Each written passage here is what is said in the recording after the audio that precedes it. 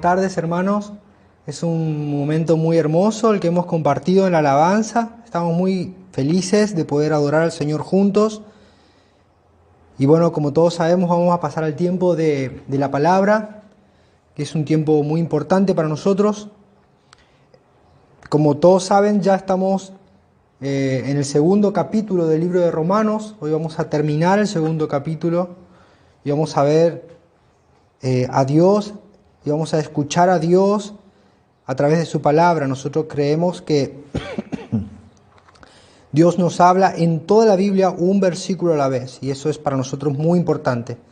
Queremos conocerle más, queremos tener mayor intimidad con Dios, tener un conocimiento más pleno de quién es Él y que Él manda de nosotros, que Él demanda de nosotros, ¿no? Así que yo quisiera que ahí donde está pueda abrir su Biblia en el libro de Romanos, capítulo 2, del versículo 17 al versículo 29. Mientras usted lo busca, queremos anunciarles que dentro de poco vamos a tener la posibilidad de volver a congregarnos, y es muy interesante que el Señor nos ha bendecido siempre. El Señor es bueno con sus hijos, pero en este tiempo ha sido especialmente bueno. En los momentos de mayor dificultad, en los momentos de mayor crisis económica, a lo largo de estos 2 años en que hemos estado trabajando, casi 2 años y medio, 3, que hemos estado sirviendo al Señor, Dios nos ha mostrado su fidelidad, y en los momentos de mayor crisis, la iglesia ha sido bendecida por Dios. Y ya estamos finalizando en los últimos detalles de lo que sería nuestro salón de reuniones, y estamos muy felices. Así que, por favor, manténgase al tanto, y ya lo vamos a estar avisando cuándo van a empezar las reuniones presenciales para poder glorificar al Señor juntos, porque sabemos que la iglesia no es virtual. Este tiempo ha sido un tiempo especial, y por la providencia de Dios nosotros hoy estamos de esta manera reuniéndonos, pero Dios nos llamó a ser una iglesia. Eso es una asamblea, eso es un grupo de personas reunidas, y eso no es virtual. Así que si alguno creía que estaba adorando a Dios porque le ponía me gusta, alienta nuestros corazones, pero no es la manera en que Dios ha diseñado para que nosotros le alabemos. Dios diseñó la iglesia para que estemos juntos, unánimes, en un mismo espíritu, celebrando al resucitado. Así que le aliento a que esté orando y que prontamente nos podamos volver a ver. Libro de Romanos, capítulo 2, versículo 17 al 29. Lo leemos en el nombre de nuestro Señor Jesucristo. He aquí, tú tienes el sobrenombre de judío, y te apoyas en la ley, y te glorías en Dios, y conoces su voluntad, e instruido por la ley, apruebas lo mejor, y confías en que eres guía de los ciegos, luz de los que están en tinieblas, instructor de los indoctos, maestro de niños, que tienes en la ley la forma de la ciencia y de la verdad. Tú, pues, que enseñas a otro, ¿no te enseñas a ti mismo? Tú que predicas que no se ha de hurtar, ¿hurtas? Tú que dices que no se ha de adulterar, ¿adulteras? Tú que abominas de los ídolos, ¿cometes sacrilegio? Tú que te jactas de la ley, con infracción de la ley, ¿deshonras a Dios? Porque como está escrito, el nombre de Dios es blasfemado entre los gentiles por causa de vosotros. Pues, en verdad, la circuncisión aprovecha si guardas la ley. Pero si eres transgresor de la ley, tu circuncisión viene a ser incircuncisión. Si, pues, el incircunciso guardare las ordenanzas de la ley, no será tenida su incircuncisión como circuncisión. Y el que físicamente es incircunciso, pero guarda perfectamente la ley, te condenará a ti, que con la letra de la ley y con la circuncisión eres transgresor de la ley. Pues no es judío el que lo es exteriormente, ni es la circuncisión la que se hace exteriormente en la carne, sino que es judío el que lo es en lo interior, y la circuncisión es la del corazón, en espíritu, no en letra, la alabanza del cual no viene de los hombres, sino de Dios. Oramos. Señor, te damos gracias por este tiempo, por tu palabra. Señor, tememos, sabemos que tus juicios son tremendos. Sabemos que tu palabra no vuelve vacía. Señor, queremos dar lugar a tu palabra. Queremos ver tu gloria manifestarse. Queremos, Señor, que tu Espíritu Santo tome el control de nuestras vidas a través de lo que tu palabra dice. Despiértanos, háblanos, nos sometemos a ti. Queremos oír tu voz, Señor, y queremos a través de la obediencia resistir al diablo. Te pedimos, Señor, por un avivamiento, te pedimos para que avives a tu iglesia. Señor, confiamos en la palabra que tú tienes para nosotros y queremos oírla toda. Queremos, Señor, enmarcarnos, conformarnos a tu voluntad. En Cristo Jesús lo pedimos. Amén y amén. Quisiera leer del versículo 17 al versículo 23, donde vamos a dar la primer porción, vamos a reflexionar sobre la primer porción de la palabra, en el cual nosotros encontramos un tema que engloba todo. Dice, versículo 17, he aquí, tú tienes el sobrenombre de judío y te apoyas en la ley y te glorías en Dios y conoces su voluntad e instruido por la ley apruebas lo mejor y confías en que eres guía de los ciegos, luz de los que están en tinieblas, instructor de los indoctos, maestro de niños, que tienes en la ley la forma de la ciencia y de la verdad. Tú pues que enseñas a otros, no te enseñas a ti mismo. Tú que predicas que no se ha de hurtar, hurtas. Tú que dices que no se ha de adulterar, adulteras. Tú que abominas de los ídolos, cometes sacrilegio. Tú que te jactas de la ley, con infracción de la ley, deshonras a Dios. Yo he tratado de evaluar todo lo que estaba viendo en la palabra del Señor esta semana y orando en oración, y me he dado cuenta de que de lo que está hablando el apóstol Pablo es una falsa seguridad de salvación.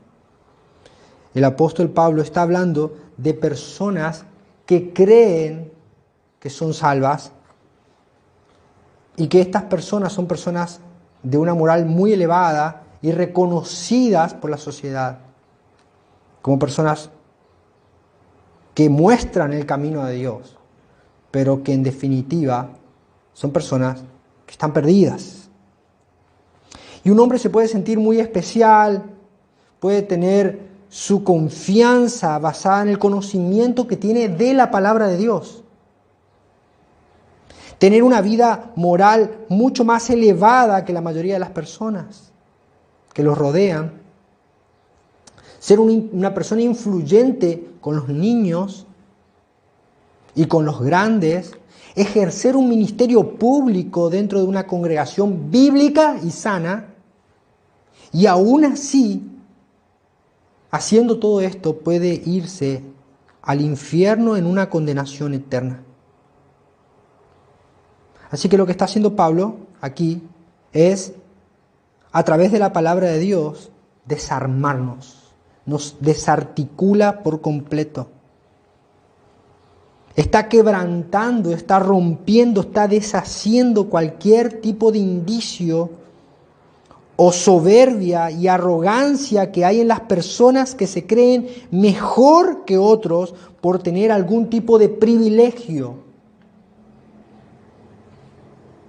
Y saben, esto es realmente muy peligroso. No hay nada más peligroso que tener una falsa confianza.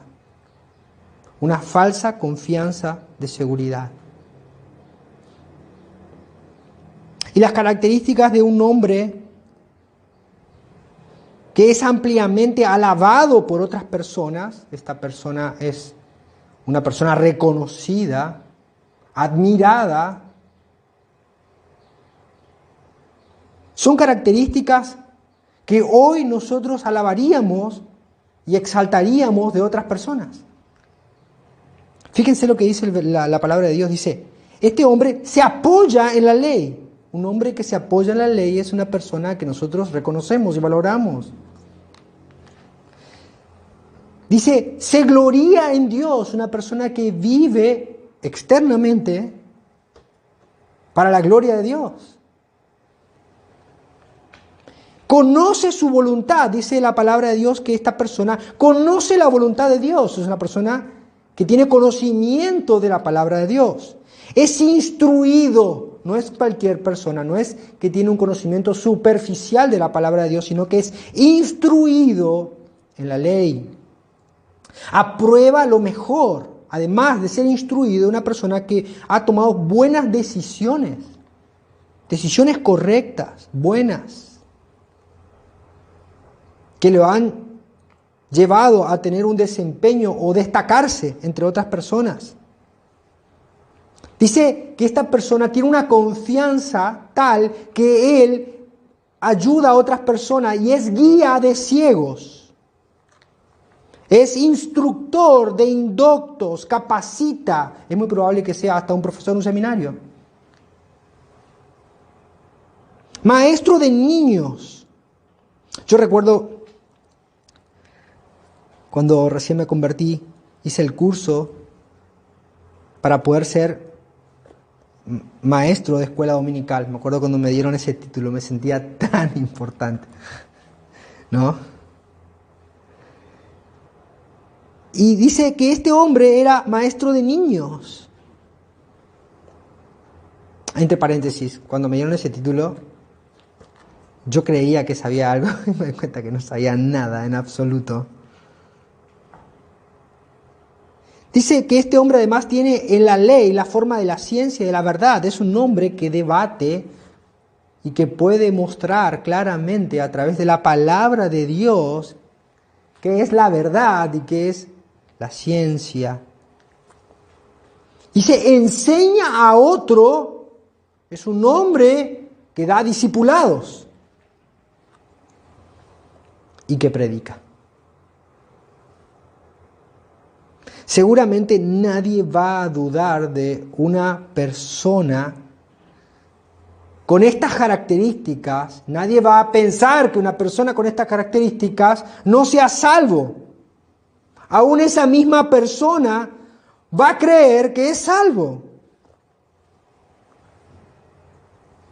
Pero después de escuchar lo que Pablo está diciendo en este lugar, toda esa confianza queda destruida.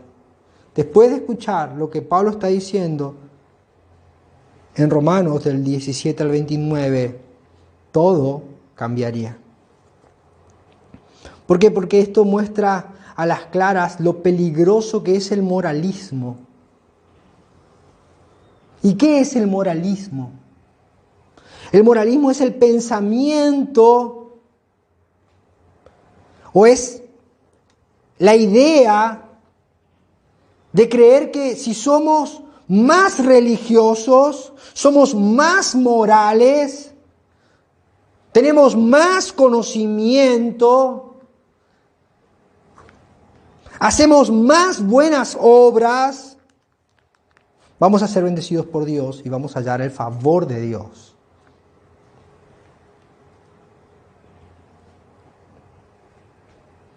Pero saben, nosotros nunca, por más buenas obras que hagamos y por más buenas cosas que hagamos para ayudar a otros, por más conocimiento intelectual que tengamos, por más ministerio que hagamos para servir a Dios,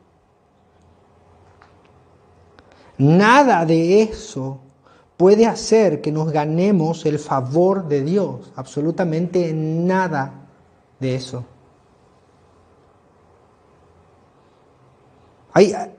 La gente cree que por hacer causas comunes y hacer grandes movimientos podemos ganarnos el favor de Dios.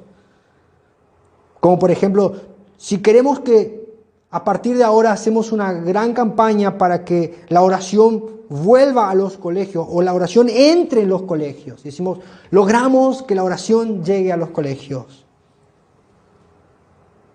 ¿Acaso creemos que con esto vamos a ganar el favor de Dios? Hemos logrado que haya menos delincuencia. Ayudamos a los pobres. Vamos a impedir el aborto. Vamos a tener matrimonios fieles. Vamos a ser buenos vecinos. Vamos a ser buenos profesionales. A veces creemos que con todas estas cosas que nosotros podemos hacer, vamos a hacer grandes seminarios. Vamos a tener mayor conocimiento de la palabra. A veces creemos que con todas estas cosas vamos a ganarle la pulseada a Dios y vamos a hacer que Él nos bendiga. Pero hay una sola cosa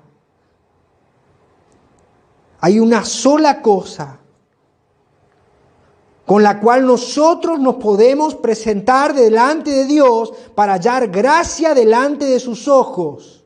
Hay una sola cosa, y eso es estar unidos por la fe en Cristo Jesús. No hay nada en absoluto, nada más que Dios tenga en cuenta para que nosotros podamos estar delante de Dios y hallar gracia ante sus ojos, que es estar en Cristo. Todo lo demás que hagamos, Dios lo rechazará por completo.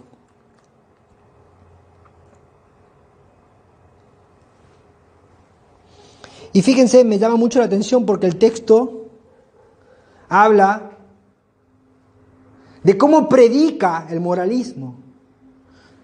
Tú dices que no has de robar y robas.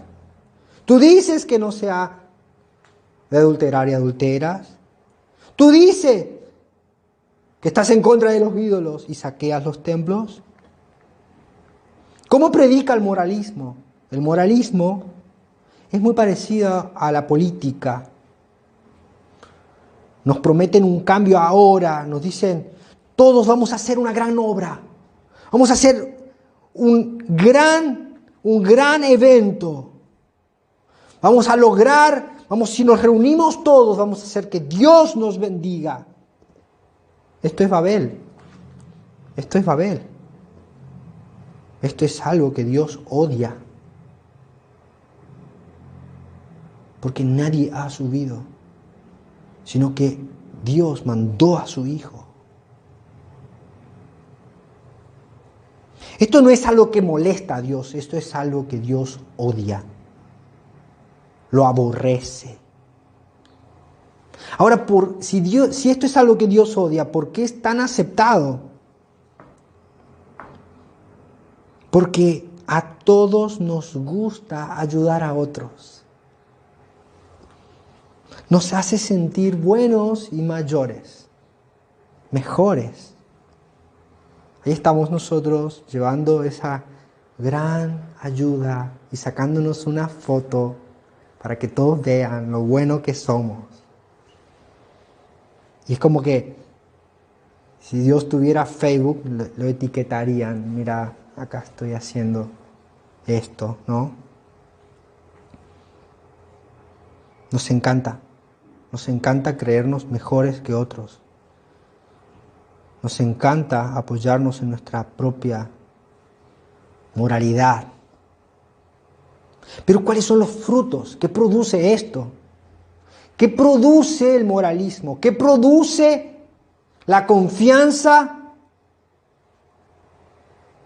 en esta manera de querer acercarnos a Dios?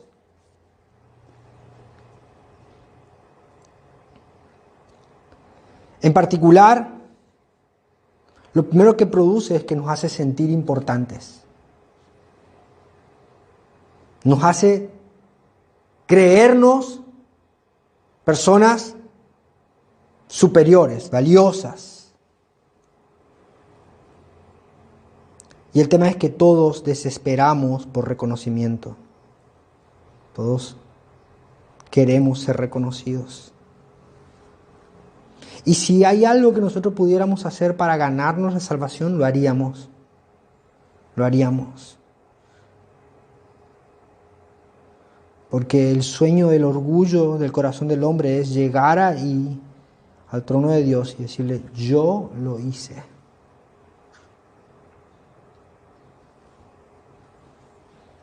Así de orgulloso es el corazón del hombre.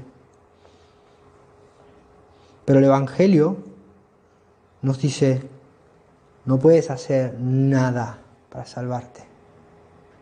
Estás muerto en tus delitos y pecados.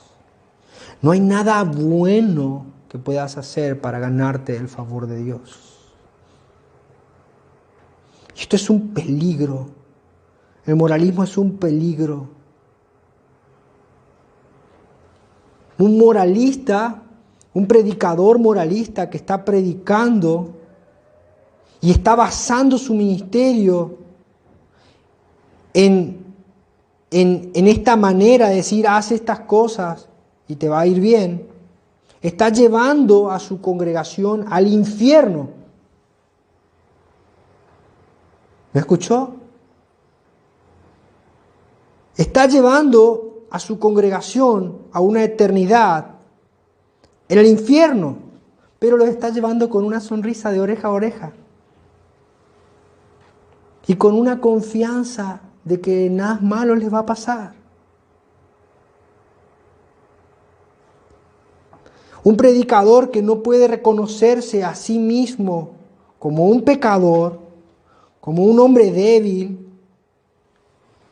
que no es más que un impío salvo por gracia, es un peligro. Y además es un fanfarrón. Un moralista es un delirante que no hace más que mandar gente al infierno con la Biblia debajo del brazo.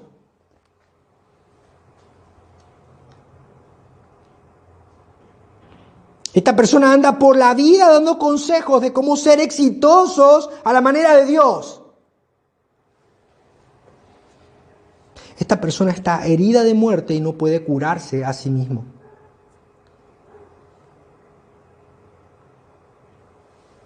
Predica algo que ni siquiera a él le sirve.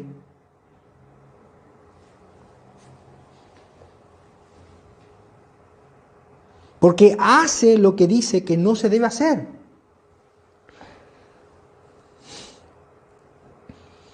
Hay algo que debemos tener en cuenta.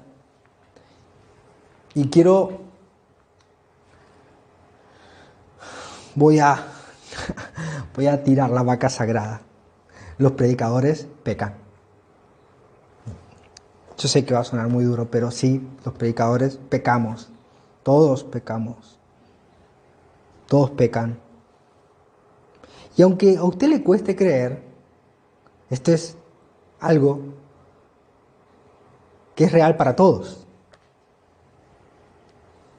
Y lo hacen igual que usted. Todos pecamos.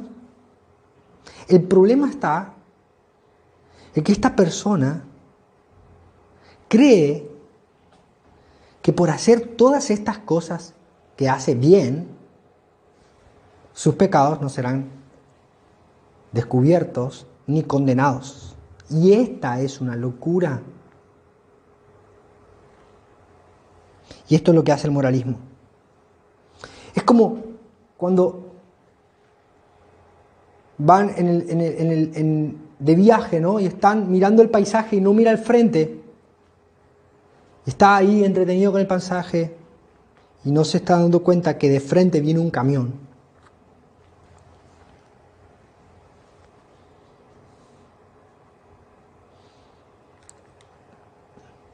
Todos un día vamos a tener que enfrentarnos a un Dios santo que odia todo pecado. Y la mayoría de las veces es como si estamos anestesiados, estamos dormidos. Nos pasa lo mismo que a Jonás. Estamos dormidos ahí hasta que hace falta que alguien venga y nos diga, bueno, hey, despiértate, dormilón, arriba, clama a tu Dios.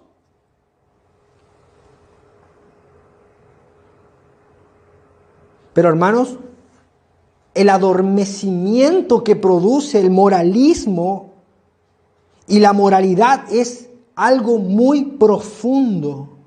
Necesitamos que alguien nos despierte, necesitamos no seguir durmiendo en nuestros laureles, en los laureles de nuestras buenas obras. Pero alguno prefiere decir, no, sean eternos los laureles que supimos conseguir. Pablo sabía que una persona en esta condición de autosatisfacción necesita un golpe de luz para despertar. Un golpe de luz que le abra los ojos. Por eso Pablo dice, despiértate tú que duermes y levántate de los muertos. Tu pecado te mató. Mi pecado me mató. Y dice, y te alumbrará a Cristo. La única manera de despertar del moralismo es la luz de Cristo, mirar a Cristo. El Señor les advierte a los judíos en Mateo capítulo 22 y 23. Dice, muchos me dirán en aquel día, Señor, Señor, ¿no profetizamos en tu nombre? Ahí está el moralista. Un hombre predicando la palabra de Dios. Señor, en tu nombre no echamos fuera demonios. Y en tu nombre, Señor, hicimos muchos milagros. Y entonces les declararé, Cristo está diciendo lo que le va a decir, nunca os conocí, apartaos de mí, hacedores de maldad. ¿Se puede imaginar eso? Una persona con toda esta confianza en sí mismo y que el Señor les diga, nunca te conocí. ¿Se puede imaginar? Hay gente que tiene mucha tolerancia a la vergüenza. Yo, por ejemplo, he pasado mucha vergüenza muchas veces. Y sufro la vergüenza, pero no tanto. Hay otros que cuando solamente les dicen que tienen que hacer algo en público, se paralizan y quedan inmovilizados.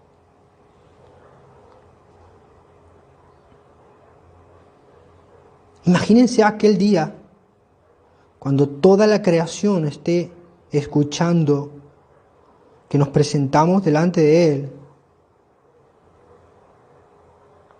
Y toda esa confianza que teníamos en nosotros mismos. Y Dios va a sacar a luz el secreto de todos los hombres. Dice, y esto es lo que predicaba Pablo. Este es el versículo en el cual dejamos la prédica anterior. ¿Recuerda? Romanos 2:16 dice, Dios juzgará los secretos de los hombres mediante Cristo Jesús. En aquel día, el secreto de nuestro corazón será abierto, no solamente delante de Dios, sino delante de todos.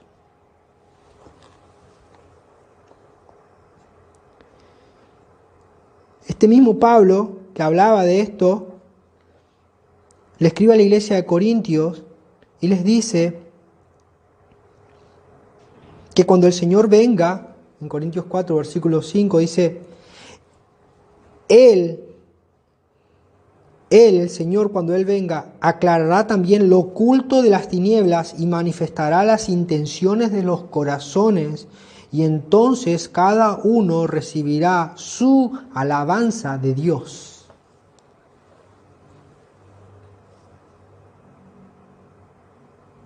Esto debe despertarnos. Esto debe destruir ese pensamiento de hacernos creer que somos mejores que otros. Esto debe derribar esa arrogancia de hacernos sentir que somos especiales. Esto debe hacer que dejemos de hacer alardes de nuestros logros personales. Debe hacer que dejemos de confiar en nuestra vida religiosa. Y que no pensemos que nosotros estamos fuera de la lupa de Dios.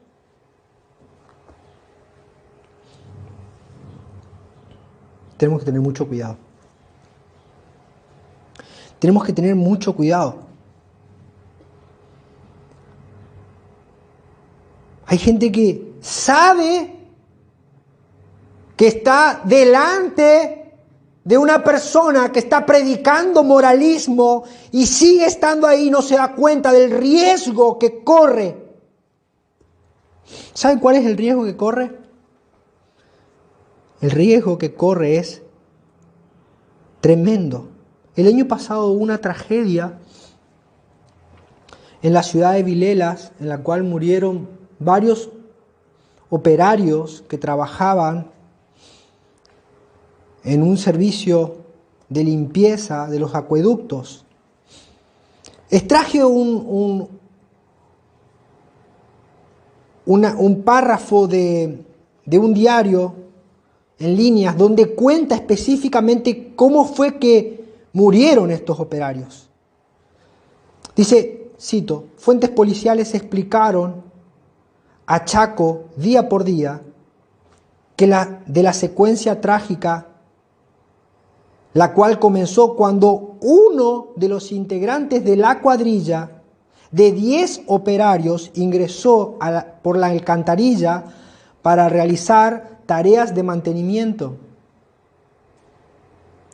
Al no entrar con los elementos de seguridad, los gases tóxicos cloacales provocaron que se desmayara y cayera al pozo de unos 2,50 metros. Fue allí cuando ingresó otro compañero para ayudarlo. Este tampoco tenía protección y también fue víctima de los gases tóxicos. La misma situación se repitió con otros 2 operarios más, hasta que un quinto intentó ingresar al pozo, pero sus compañeros de la cuadrilla lograron detenerlo. Y allí murieron los 4 hombres. Esto es lo que ocurre cuando la gente quiere salvar a otros por medio del moralismo, por medio del trabajo que hacen como muy buenos ministros. Terminan muriendo ellos y llevando a otros a la misma muerte. Este es el fruto del moralismo. Esto es lo que produce el moralismo. Ahora, ¿lo queremos? ¿Queremos esto?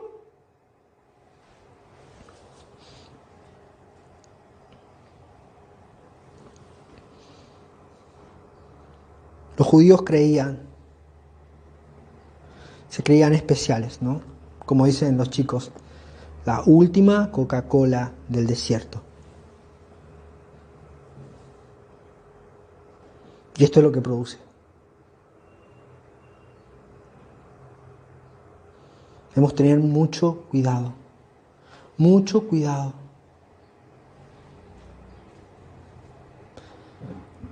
Cuando escuchemos el Evangelio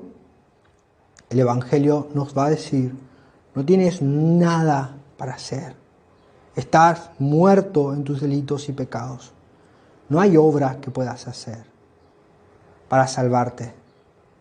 Solo debes confiar en el don gratuito de Dios en Cristo Jesús.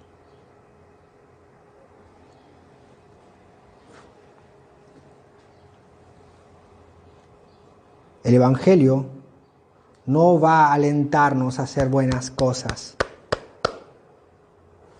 El Evangelio nos va a decir, estás muerto y necesitas creer para ser salvo en aquel que vivió y obró justamente.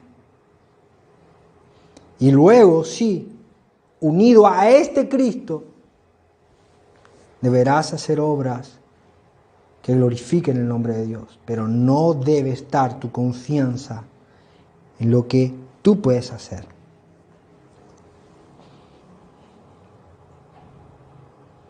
Versículo 24. Porque como está escrito, el nombre de Dios es blasfemado entre los gentiles por causa de vosotros. Esta gente que hace alarde de una gran moral y que convoca a muchas personas, hace, al contrario de lo que ellos piensan, que están testificando del Evangelio, hacen que el nombre de Dios sea blasfemado. Y hacen que las personas no quieran escuchar la verdad.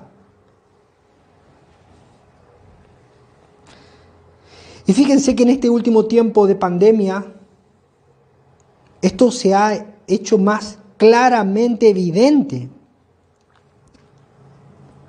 Porque estas personas que predicaban de esta manera quedaron en evidencia que tenían una doble moral. La pandemia sirvió para darnos cuenta qué tipo de evangelio estamos escuchando. ¿Cuántos, se ha puesto a pensar, cuántos sanadores usted ha visto en el hospital?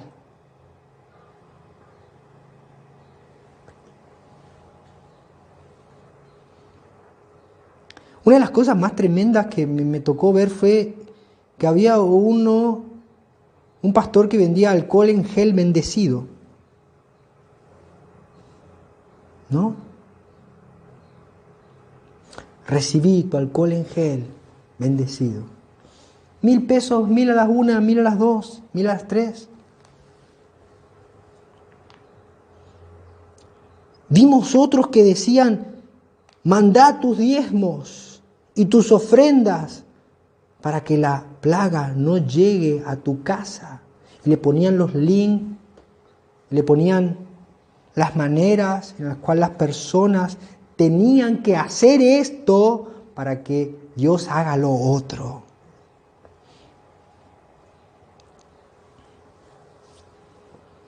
Vimos a gente reprendiendo al coronavirus. Payasadas, hermanos. Puro moralismo, puro cuento místico. No hacen otra cosa que usar el nombre de Dios como amuleto. Y esto me hace recordar a los israelitas, cuando habían sido derrotados contra los filisteos, en el libro de Primera de Samuel. Dice que ellos dijeron, perdimos, oh no, ¿qué vamos a hacer? Se me ocurrió una idea, vamos a buscar el arca, vamos a traer el arca. Y cuando traigamos el arca, nuestros enemigos van a ser derrotados. Y dice que ellos trajeron el arca. Escuche esto, hermano. Escuche esto. Aquellos que te dicen, tenés que traer el arca. Escucha esto. Trajeron el arca. Dice que ellos gritaron, hicieron un ruido. La tierra tembló y sus enemigos se asustaron. ¿Y saben qué pasó? Volvieron a perder.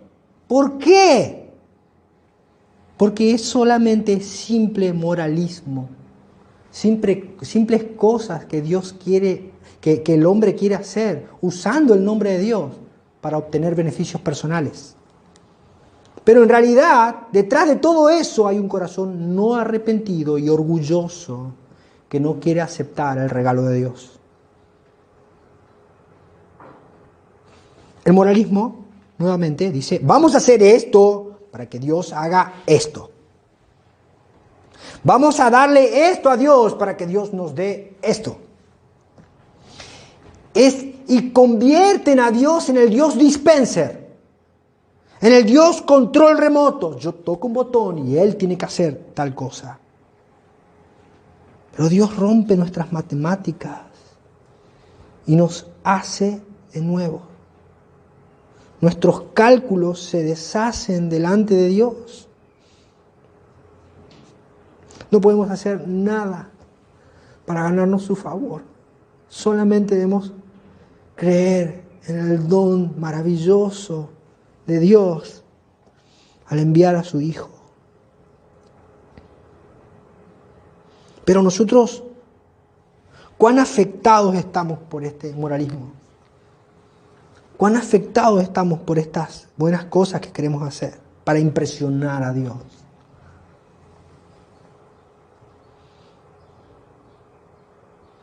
Pablo relata,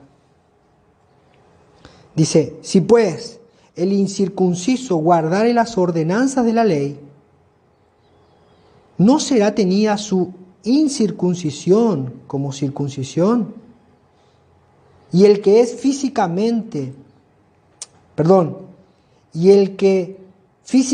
es incircunciso, pero guarda perfectamente la ley, te condenará a ti, que con la letra de la ley y con la circuncisión eres transgresor de la ley. El judío creía y tenía confianza de que era el pueblo escogido de Dios y tenía una señal visible que era la circuncisión. Desde muy pequeño, a los 8 días de nacido, los judíos circuncidaban a sus hijos y ellos se denominaban el pueblo de la ley, ellos tenían la confianza de que tenían conocimiento pleno de la palabra de Dios. Pero ellos, a su vez,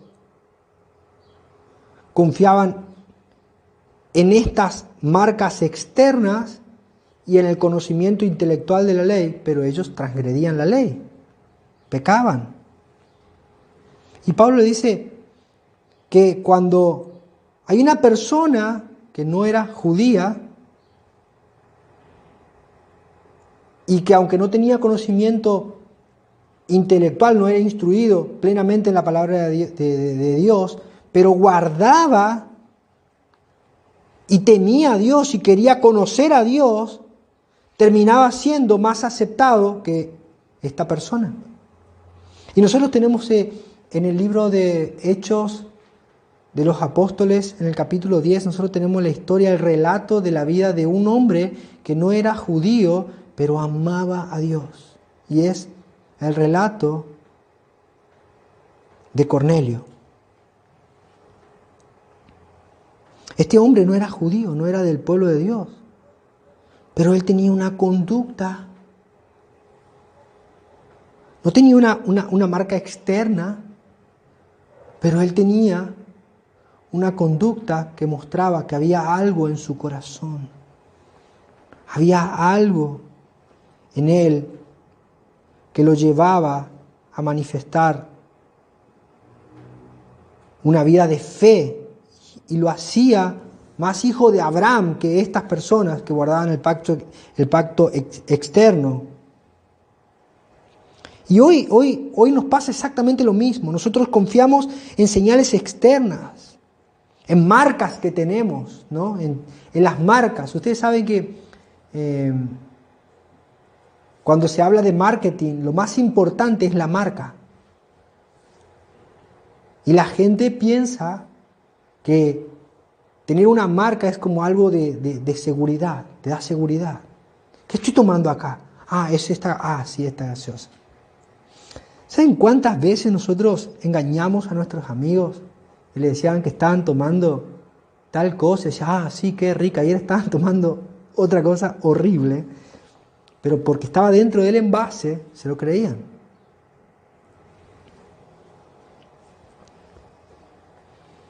Hoy nos pasa exactamente lo mismo. Hay gente que confía en un título. Yo soy evangélico. Sí, yo soy evangélico. Yo soy bautista. Sí. Y yo soy luterano. ¿Y vos? Yo soy wesleyano. Perfecto. ¿Y usted? Yo soy presbiteriano. Y por último, ¿no? ¿Y usted? Yo soy reformado. Gloria a Dios. ¿Y qué tiene de relevante eso? Un título externo, una marca externa. Muchas personas confían en que se bautizaron. Ni siquiera saben por qué lo hicieron. Muchas personas creen que son salvos porque una vez levantaron la mano en una reunión y pasaron al frente y esa es su marca. Esa es su confianza.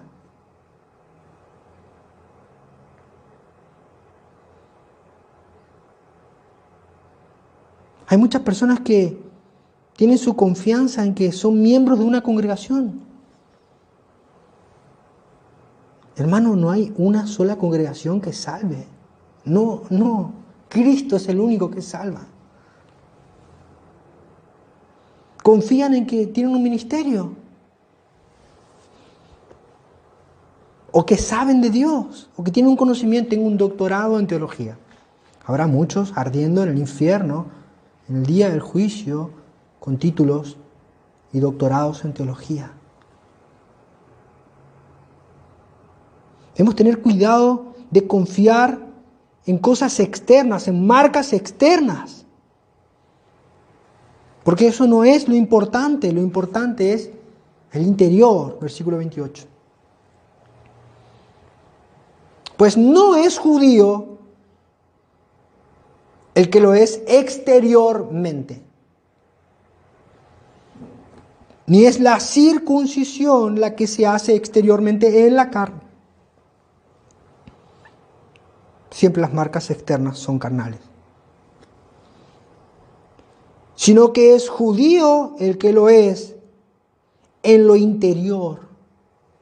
Y la circuncisión es la del corazón, en espíritu, no en letra, la alabanza de la cual no viene de los hombres, sino de Dios.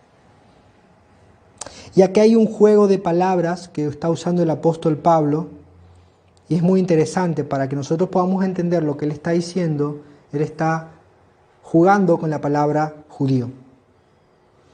Porque no es judío el que lo es externamente, ni es la circuncisión la que se hace exteriormente en la carne, sino que es judío el que lo es en lo interior, y la circuncisión es la del corazón en espíritu, no en la letra, y ahí está el juego de palabras. Porque judío, la palabra judío, viene de la palabra hebrea yadá, que significa confesar, alabar, agradecer.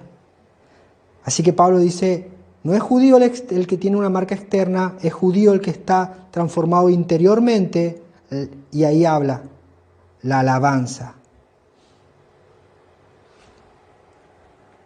No es el que alaba externamente, está diciendo el apóstol,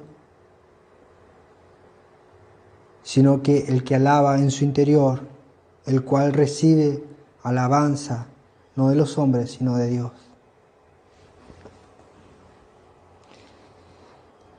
La palabra yadar significa confesar, alabar, agradecer. Y esto nos debe hacer reflexionar de que no importa lo que nosotros decimos de nosotros mismos, sino lo que importa es lo que Dios dice de nosotros. Recordemos, el Señor dijo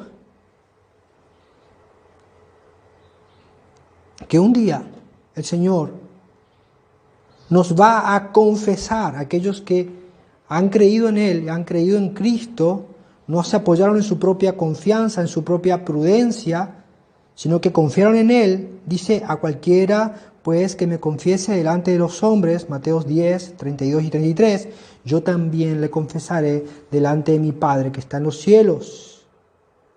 Confesar, alabanza. Y cualquiera que me niegue delante de los hombres, yo también le negaré delante de mi Padre que está en los cielos. ¿Qué está diciendo? No está hablando solamente de una confesión de labios, sino está hablando de la confesión de una persona que fue transformada en su interior. Pablo, escuche esto, Pablo era el campeón de los judíos. Pablo era un erudito tremendo, la mente más brillante de su época. Pablo era campeón, era un héroe. en las grandes cosas que él hacía antes de volverse cristiano. Pablo era celoso. Pero todo eso que él hacía no lo hacía un hijo de Dios. Pero sin embargo, Pablo fue transformado por Cristo y su corazón fue cambiado. Así que lo importante no es lo que hacemos externamente, sino lo que ocurre en nuestro corazón. Necesitamos encontrarnos con Cristo. Porque si Cristo no cambia nuestro corazón, no hay religión que lo pueda hacer. No hay marca externa que pueda hacerlo. Y fíjense lo que decía Pablo de todas estas cosas que él hacía. Pablo decía, yo lo tengo todo por basura. Dice, todo esto que yo veía como ganancia, yo lo tengo por basura. Filipenses 3:7 dice, pero cuantas cosas eran para mí ganancia, las he estimado como perdida por amor de Cristo, y ciertamente aún estimo todas las cosas como perdida por la excelencia del conocimiento de Cristo Jesús, mi Señor, por amor del cual lo he perdido todo y lo tengo por basura para ganar a Cristo y ser hallado en Él, no teniendo mi propia justicia que es por la ley, sino la que es por la fe de Cristo, la justicia que es de Dios por la fe. Cuando Dios nos llama,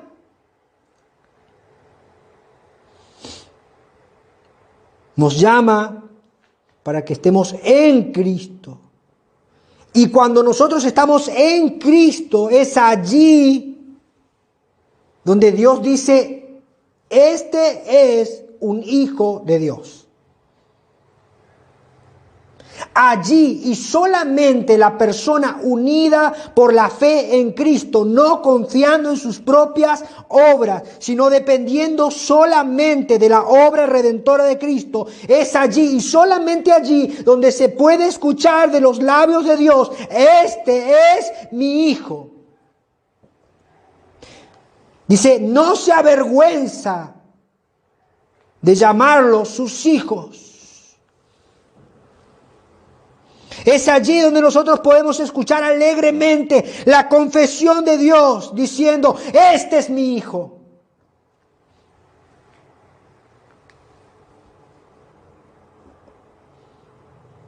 Pero ocurre totalmente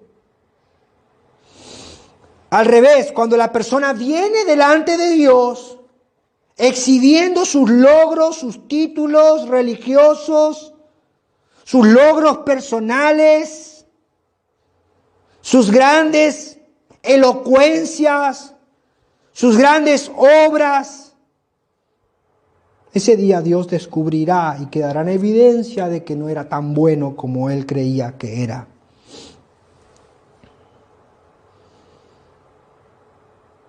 Y esta persona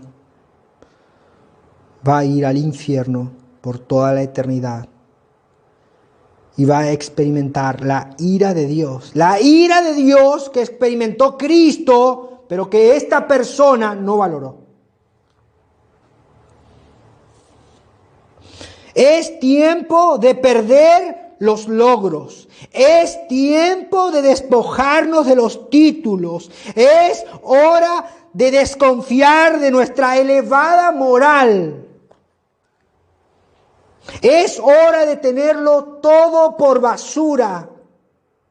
Es hora de levantar nuestros ojos y mirar a Cristo. Si puedes perderlo todo, puedes hallarlo a Él. Y si puedes hallarlo a Él, no te importará perderlo todo. Ven a Cristo. Corre a Cristo. Señor, te doy gracias. Necesitamos huir del moralismo. Necesitamos huir de tener nuestra propia confianza, nuestra propia justicia. Te ruego, Señor, despierta hombres que tal vez por ignorancia han estado no solamente exponiéndose ellos a la muerte, sino llevando a otros a la misma condenación. Señor, te pedimos una transformación. No confiamos en las marcas externas. Queremos que tú nos transformes. Señor, no nos importa lo que la gente nos diga. Queremos oír que tú nos confiesas como tus hijos. No hay mayor alabanza. No hay mayor alabanza que un hombre pueda recibir. Que tú digas que son tus hijos. Queremos ser hallados en Cristo. Necesitamos ser transformados. Señor, despiértanos del letargo religioso en el que estamos. Despierta tu iglesia, Señor. Ayúdanos a vivir para ti. Te damos gracias, Señor, por tu palabra. Que corra y sea glorificada. Te lo pido en Cristo Jesús. Amén y amén.